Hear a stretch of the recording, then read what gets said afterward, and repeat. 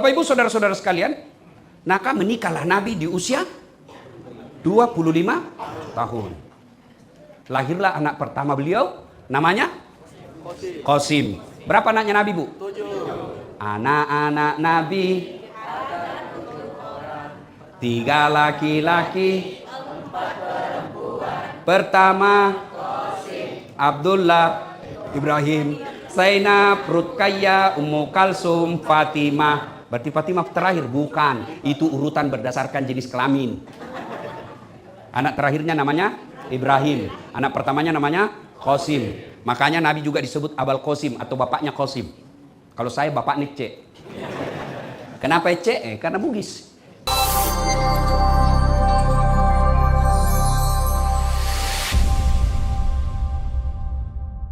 Adik-adik, woi, anak genset. Kalau bembe, tahu kok bembe? Tahu kok bembe? Kambing. Tahu kok kambing? Bembe.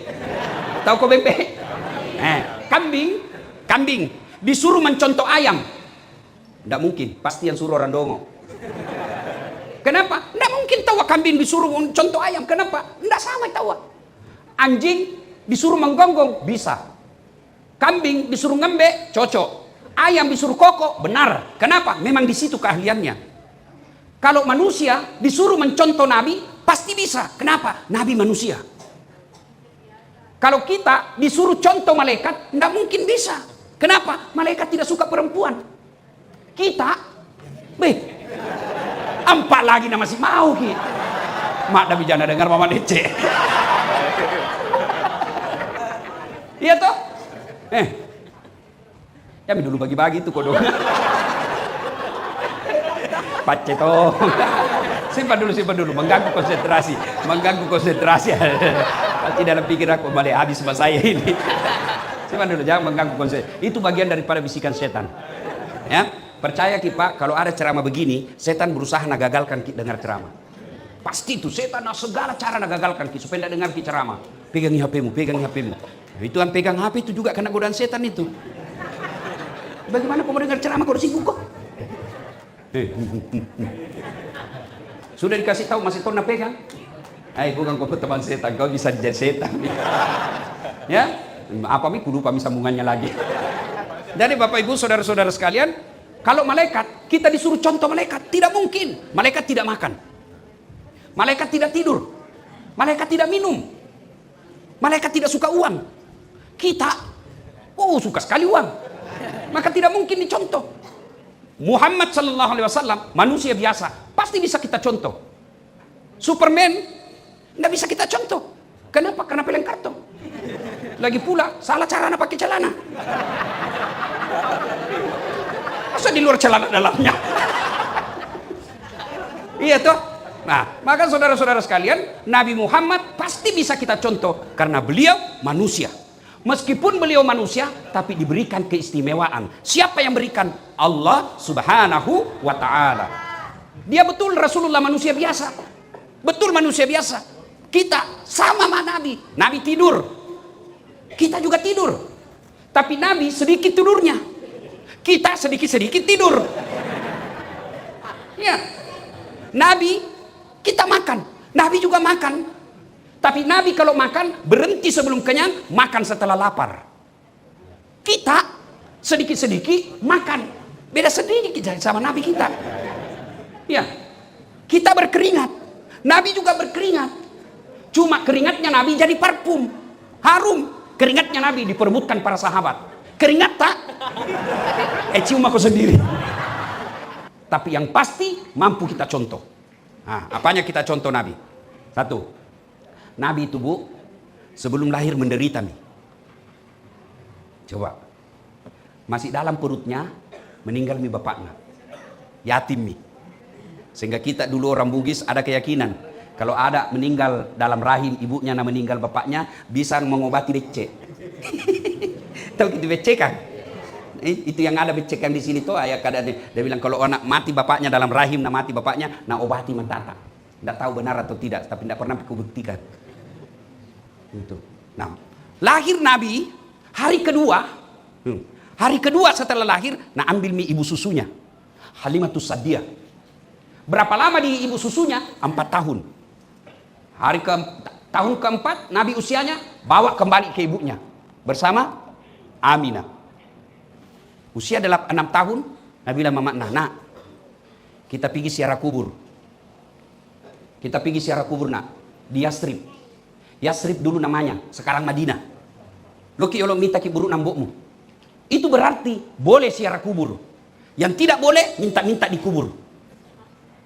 Ada orang minta-minta dikubur? Ada. Saya masih ingat waktu kecil dulu. Kalau pengantin baru tuh suruh pakai kemeja baru, lipas sabbe, suami istri. Datang gitu dibawa sama bapaknya, pergi ziarah kubur neneknya. Oh ambo, engkau tuh kasih apomu, silalo na boti, ilo doangan ngi kasih nama lampe sungena. Pak, itu cucumu kasihan, baru pengantin, doakan ngi panjang umurnya, murah rezekinya. Kenapa orang mati diminta doakan ki? Tak balik orang hidup doakan orang mati, bukan orang mati doakan ki.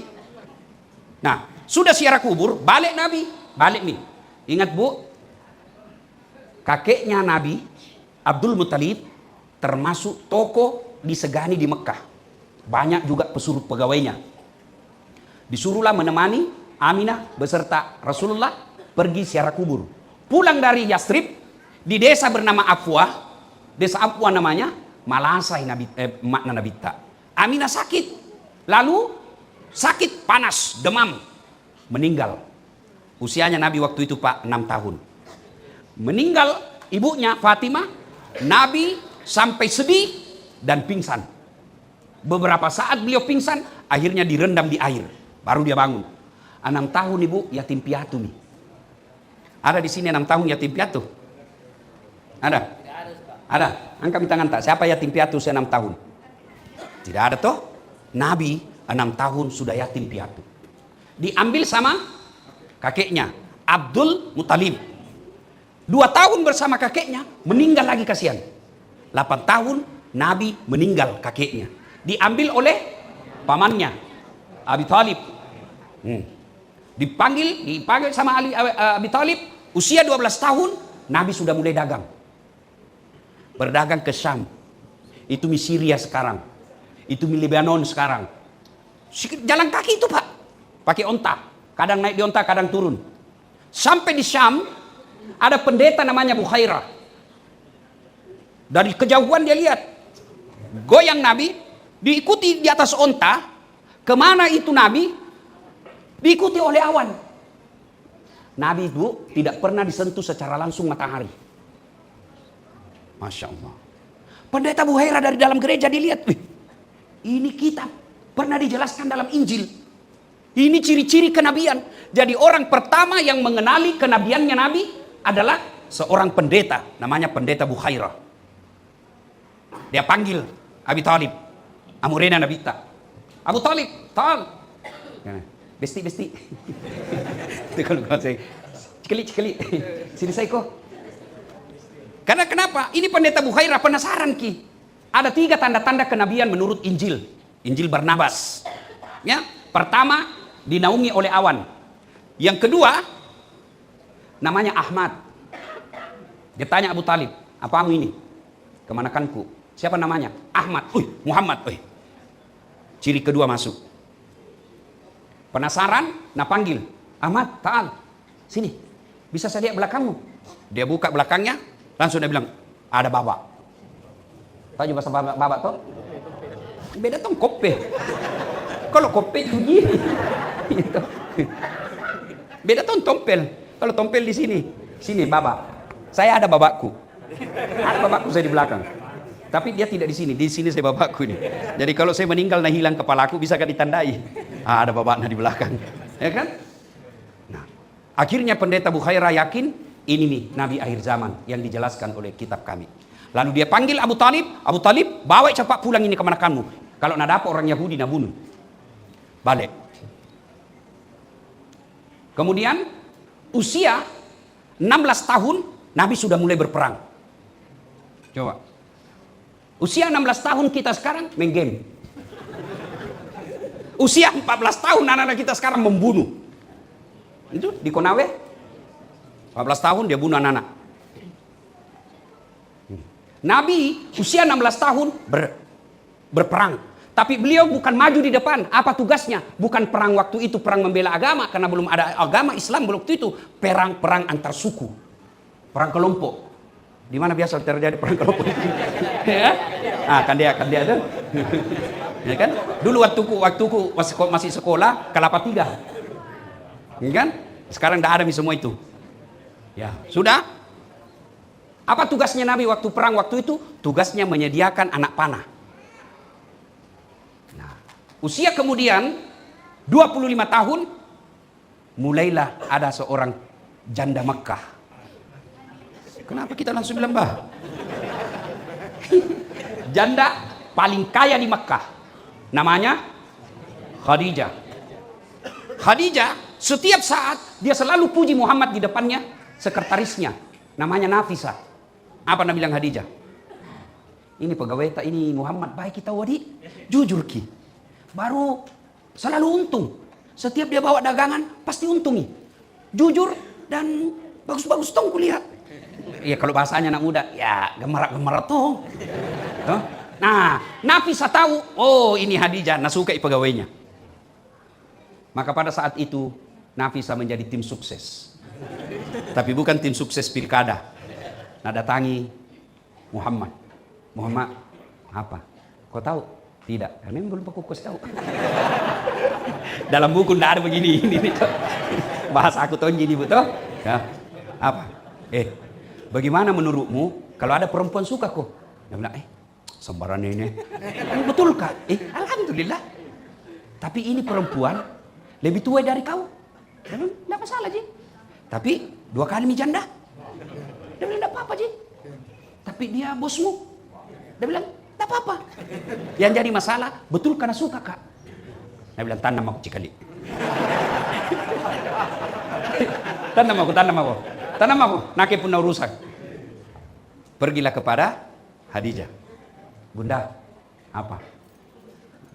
Kita oke? Enggak, namanya belum pakai kota. Apa? Bagaimana kalau ada laki-laki suka sembaran lainnya? Betul kak? Betul, iya. Alhamdulillah. Tapi dia lebih muda dari bunda. Tapi tidak ada masalah. Tapi dia pegawai kak. Tidak ada masalah Ji. Yang jadi masalah, betul karena suka kak. Nah bilang, tanam lagi. Ini disebut tim sukses yang menjaga kedua belah pihak. Tidak mempermalukan kedua belah pihak. Beda tim sukses pilkada. Saya waktu dia itu orang protes soal caleg, saya bilang, lupa kok. Bahasaku, apa mak kok? Kenapa? Karena kau pilih karena anak sogok kok. Kan sebelum pil caleg dulu itu setiap saya ceramah tabligh akbar. Jangan kau terima 300.000. Kau tidak kaya kalau kau terima 300.000. Kau tidak miskin kalau kau tolak 300.000. Tapi yang pasti kalau kau terpilih itu yang bayar kau. Jangan kau heran dia akan hancurkan negaramu. Kau lihat nih sekarang. Baru mah kau. Mau kau. Jangan kau heran kalau dia joget. Kau memang artis. Artis kau pilih. Ya wajar lah kalau dia joget-joget. Apa? Yang baik adalah ambil kau pelajaran tahun ini. Ingat kau terus. 2029 nanti jangan kau lagi menerima sogo. Itu jalan keluar yang terbaik. Bukan bakar anggota DPR. Dia itu kasihan orang tidak ada salahnya meninggal 5 orang di Makassar.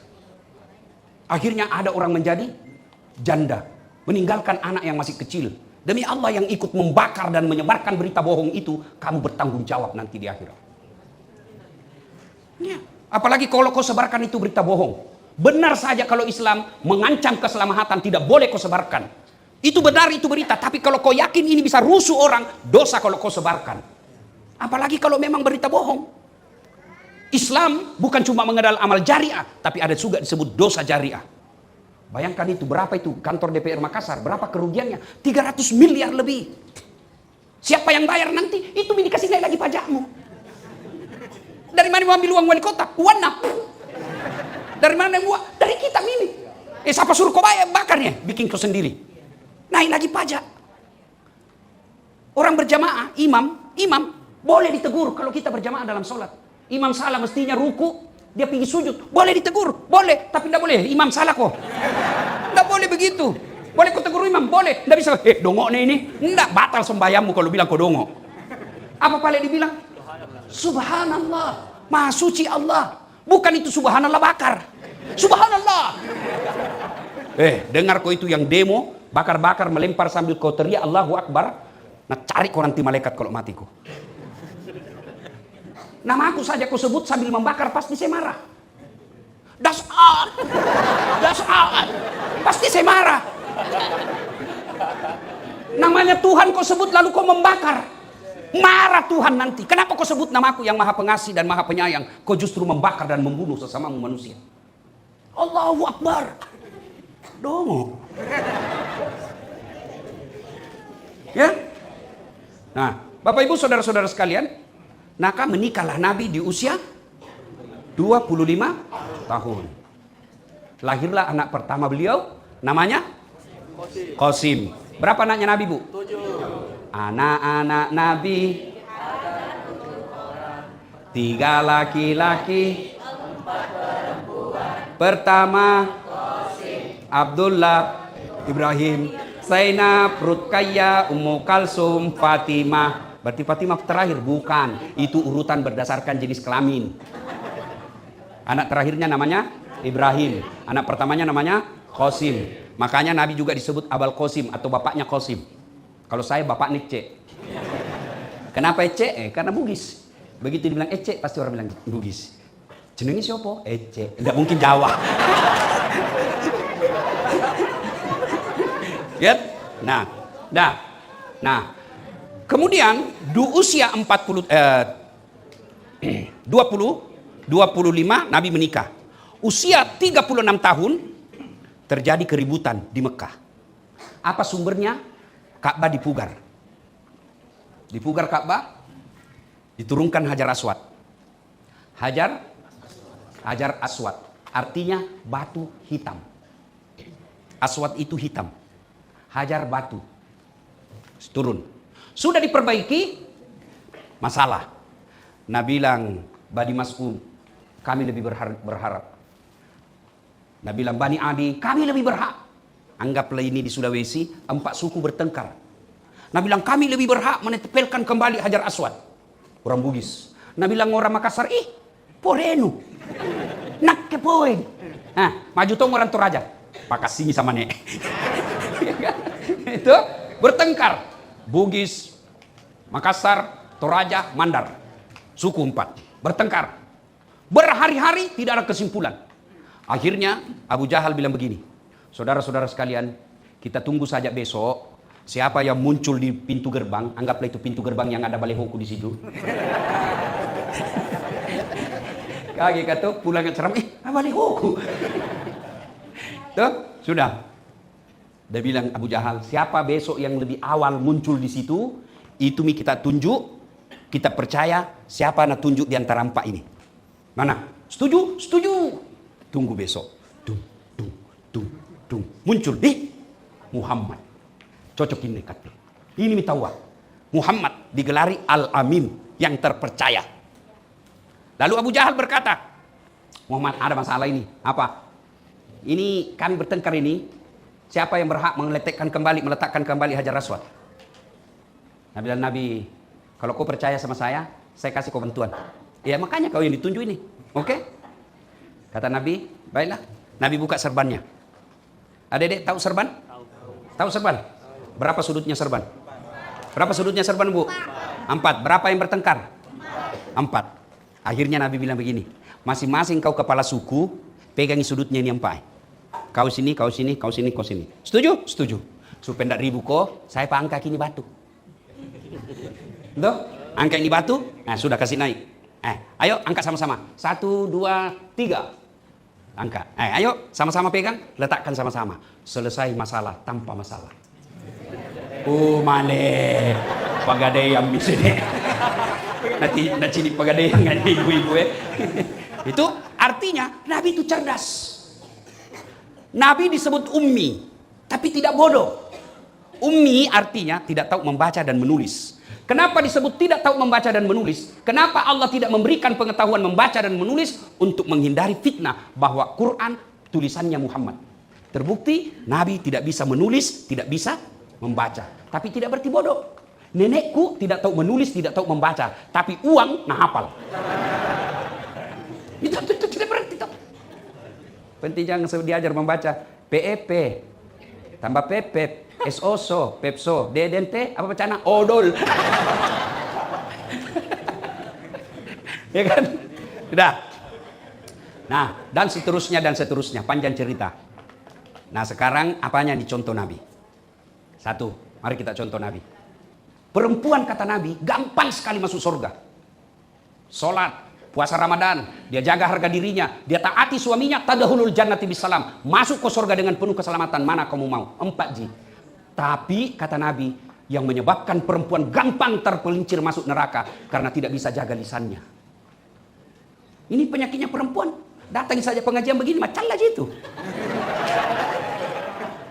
Duduk tapi nalihati orang sinis.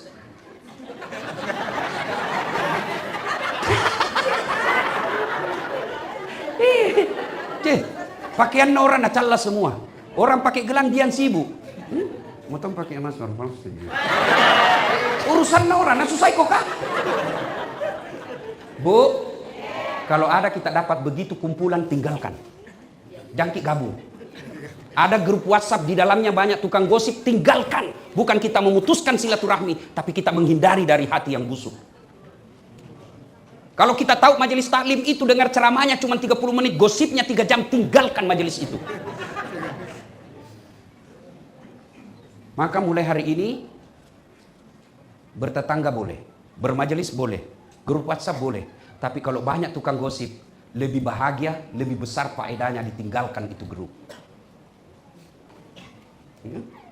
Apalagi kita dengar Nabi pulangi ceramah Pak, pulangi dakwah, ketuk pintu. Assalamualaikum ya Khumairah, tidak ada jawaban, ketuk lagi. Begitu Nabi kalau ketuk pintu.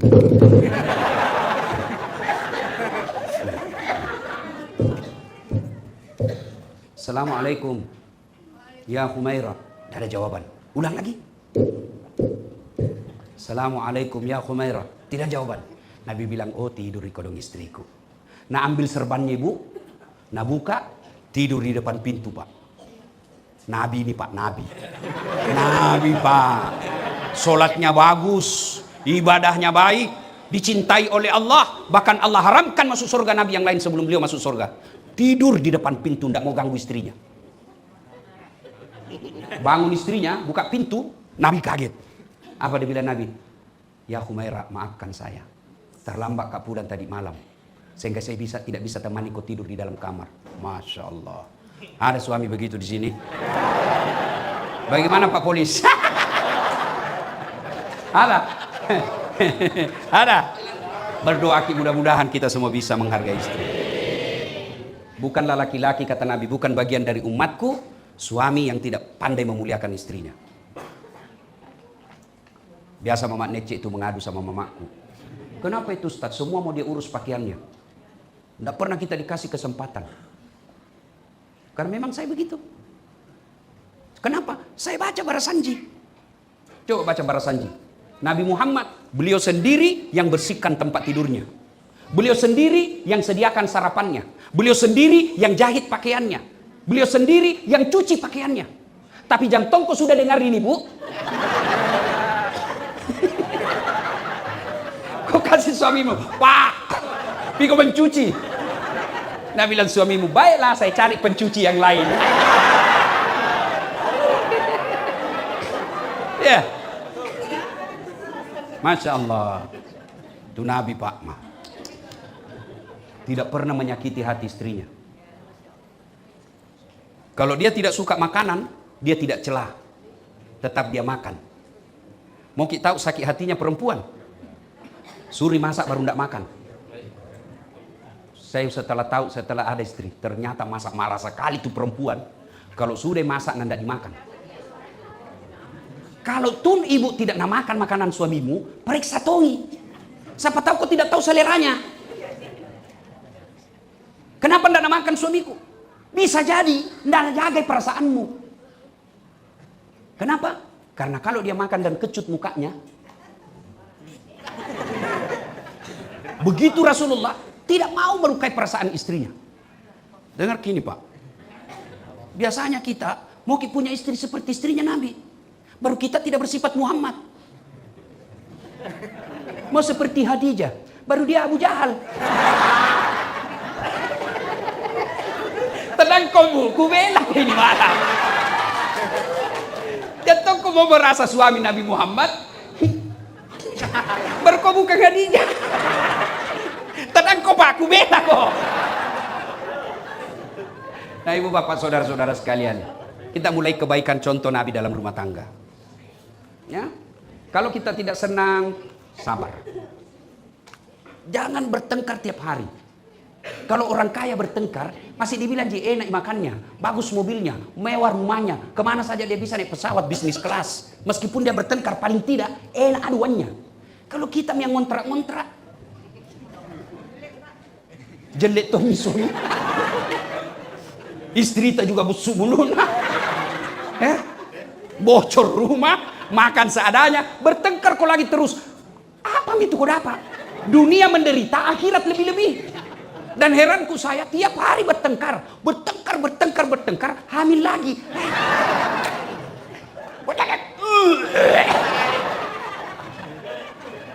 Ini, ayo kita mulai contoh. Nabi menjaga wibawa istrinya. Nabi tidak pernah menyebut nama istrinya.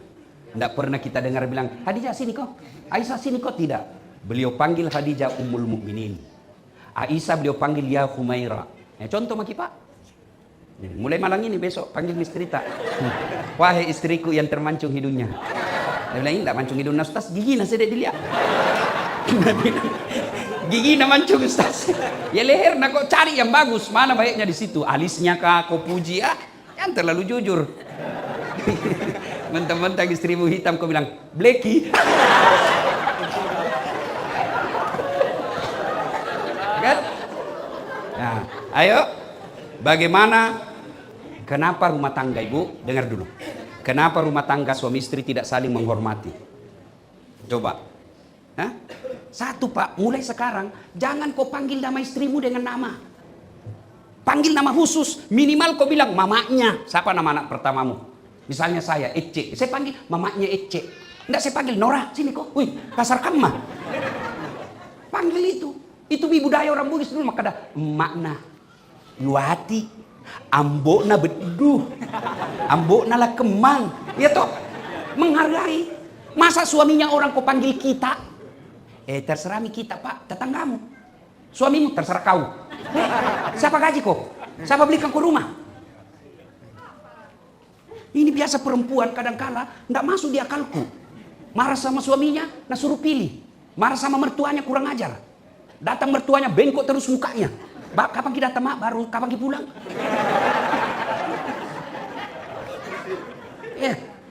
Dengar ini Bu. Bu. Siapa lahirkan Somita? Siapa yang mengandung? Siapa yang besarkan? Siapa kasih sekolah? Siapa yang terima gajinya? Jawab kok. Makanya muliakan itu orang tuanya. Kadang-kala itu suami kodong sembunyi-sembunyi kasih mamanya. Mak, jangan sampai lihat lagi tuh, jangan situ, jangan situ. Kalau begini dalam rumah tanggamu, wajar berkahnya Allah cabut dalam rumah tangga. Apa itu namanya Allah cabut berkah? Berkah itu ada istilah agama mardatillah. Dicabut itu uangmu banyak tapi tidak ada kebahagiaan dalam rumah tangga. Maka maulid ini mari koreksi masing-masing. Jangan malu memulai. Besok kalau selama ini Bu namanya suami kita panggil jangkik malu. Begitu kita malu rese, enggak enak. Setan bisik kau itu. Pak, saya sadar tadi malam saya nak kena ceramah tapi nak kena tongko. Oke, komitmen mulai hari ini start dari nol. SPBU. Itu menaknya dek, enggak pacaran. Kalau kau pacaran, 4 tahun kau pacaran berapa kali kau tipu orang? Pasti berkelahi kok. Jangan yang 4 tahun, 1 tahun saja berapa kali kau bohongi orang. Bertengkar sama kau itu tidak ada saling menghormati. Itulah kebiasaan yang dibawa. Kalau saya tidak, kan tidak pacaran memang. Tidak baku kenal kak. Mama Nece. Kita saling menghormati. Kenapa kita tidak baku kenal? Tapi kalau waktu kuliah kau baku, itulah yang dibawa. Akhirnya waktu kuliah panggil nama. Sudah menikah tetap panggil nama. Mulai dari rumah tangga. Tidak mungkin kita bisa mulai bahagia kalau dalam rumah tangga rusuh. Saya bisa ceramah begini Pak, bukan saya yang hebat, bukan saya yang jago, mamanya cek. Kenapa? Dia kasih tenang jiwaku. Mana bisa saya ceramah kalau mau ceramah lagi 10 menit, pulang kok. Ya toh? Pak Geji, cocok toh? Mau makin naik, pulang kok. Tunggu dulu, belum, pulang kok. Tunggu dulu, pulang kok. Kenapa kau pulang? Kesetrum anakmu. Siapa jaga anak tak Pak? Siapa jaga anak tak? Ibunya. Saya itu bersyukur. Pulang kak, anakku pandai mengaji. Anakku banyak hafalannya. Anakku pandai sholat. Tidak mungkin saya. Kenapa? Karena saya harus keluar. Itulah gunanya istri. Kita juga di rumah. Bagaimana suami tak mau tenang perasaan? Di telepon tidak pernah ada di rumah. Di mana kok? Dia banyak tanya nih. Itu kebiasaan pacaran itu. Di mana kok? La haula wala quwata illa billah. Di mall kaine. Baru kita datang bertanya sama kok. Itu jam 10. Ditelepon lagi jam 2. Di mana kok? Banyak pertanyaanmu kerja sama kok di situ. Di mana Kika? Lagi di salon. Sore telepon lagi tuh istrinya. Di mana maki ini mau mak pulang? Banyak tanya lu deh. Pergi kak yoga. Apa ya? Tuh, malam ditelepon. Di mana kok ada mak di rumah kok dong ini mau makan? Dia bilang, makan saya mak kok di situ ada jindomi di situ masak. Kalau begini sih Pak istri tak Pak. Jangan kau cari jandai. Tambah jadi 2. Apa? Tambah misalnya. Apa yang mau diharapkan istri seperti itu? Apa mau diharapkan? Apa mau diharapkan? Kau mau periksa suamimu, caranya harus sopan. Di mana? Jangan tanya di mana. Pak, ini Ecek lagi belajar ngaji. Dia saya di mana kita? Nah, itu dia merasa tidak diinterogasi. Baru kau telepon di mana kau? Di kantor. Coba dia video call. La haula wala quwata illa billah. Makalah karena kita semua pelakuna. Ya? Nah, sampai jam berapa ini? 12. Sampai 12. Ini gawang. Sudah ya. Sekarang sudah dalam rumah saling menghormati. Ya. Kita suami tidak ada apa-apanya tanpa istri. Kita istri tanpa ridha suami tidak ada ridha Allah. Tuh, kita mulai dalam rumah tangga. Berikutnya, bagaimana Nabi bertetangga? Nabi bilang begini. Kalau kau mau masak sesuatu dan itu menyeberang baunya ke tetanggamu, maka kau harus kasih dia. Begitulah kita bertetangga. Jadi Bu, kalau kita masak kue, kasih banyak kuahnya. Tambahi dalamnya isinya. Nah, bawakan tetangga. Itu sedekah. Apalagi kita di komplek Lili ini. Saya dengar tadi kan Pak Ketua dia bilang 50-50. 70-80. Salah ya? Hah? Apa itu 50-50? 50-50. 50% muslim, 50% non muslim. Hargai tetangga tak non muslim. Lebih baik kita luka perasaannya tetangga sesama muslim daripada non muslim kita lukai perasaannya. Kenapa? Karena bisa merusak citra agama kita. Bikin kue, bawakan tetangga kita yang Tionghoa. Bikin kue, bawakan tetangga kita yang Nasrani. Itu Rasul begitu. Mengajarkan. Bahkan jangankan kue, tumbuhan saja. Seperti itu di sebelah. Kalau menanam begini, nah menyeberang itu, menyeberang ranting pohonnya ke pagarnya tetangga. Tetangga yang punya yang menyeberang. Jadi kalau bapak ibu tanam mangga dan itu ada ranting dahannya menyeberang, buahnya itu mangga yang menyeberang, haknya tetangga, halal diambil. Itu syariat Islam. Ada yang tanya, Ustaz, bagaimana kalau istrinya tetangga menyeberang pagar? Lentongi cerita, nah itu iya. Ya, begitulah Islam bertetangga. Nah, ada orang baik agamanya Bu, berjamaah di masjid, Senin Kamis, rajin mengaji, tapi dia termasuk bangkrut di akhirat kelak. Atau dulu namanil muflis kata Nabi. Tahu tak kamu yang bangkrut nanti di akhirat? Bangkeroi. Siapa dia? Jarusu wahatiur rahim. Tetangga yang jahat sama tetangganya dan yang memutuskan tali persaudaraan. Dia biar baik sholatnya, tapi tidak ada yang suka bertetangga, orang bangkrut nanti di akhirat. Ini kita kadang-kala bertetangga belakang rumah, bertengkar gara-gara parkir. Ya, depan rumah bertengkar gara-gara sampah. Samping kanan rumah bertengkar gara-gara binatang ternaknya. Kirinya rumahnya bertengkar gara-gara gotnya. Orang begini biar kau rajin berjamaah, kamu tidak ada nilainya di hadapan Allah. Itu Islam itu sangat. Kenapa orang Bu, kalau berjamaah, Bapak, coba lihat. Kalau berjamaah, kenapa Nabi menganjurkan kalau kau pergi berjamaah di masjid, pakai kau parfum? Apakah itu bau parfum sampai kepada Allah? Apakah parfum itu untuk menyenangkan Allah? Bukan. Itu tujuannya apa? Supaya bau badanmu tidak ganggu orang di sampingmu. Disuruh sikat gigi kalau subuh terutama. Kenapa? Siapa tahu tadi malam kau sudah makan pete. Kau takbir tidak sikat gigi. Oh, bau toni kali pakmu. Allah. Di sampingmu lahon.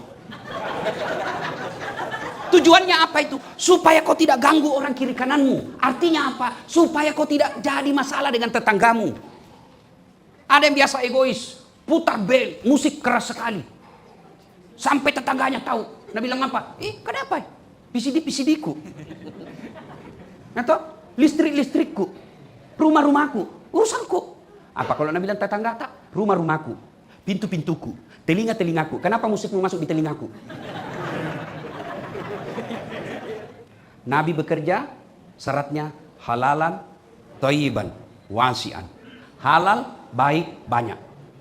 Banyaknya nomor 3. Halalnya nomor, baiknya nomor, jangan dibalik.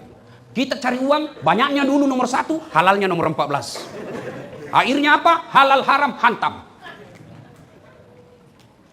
Jangan sampai kita cari nafkah menghalalkan segala cara. Nabi penuh kesusahan hidupnya.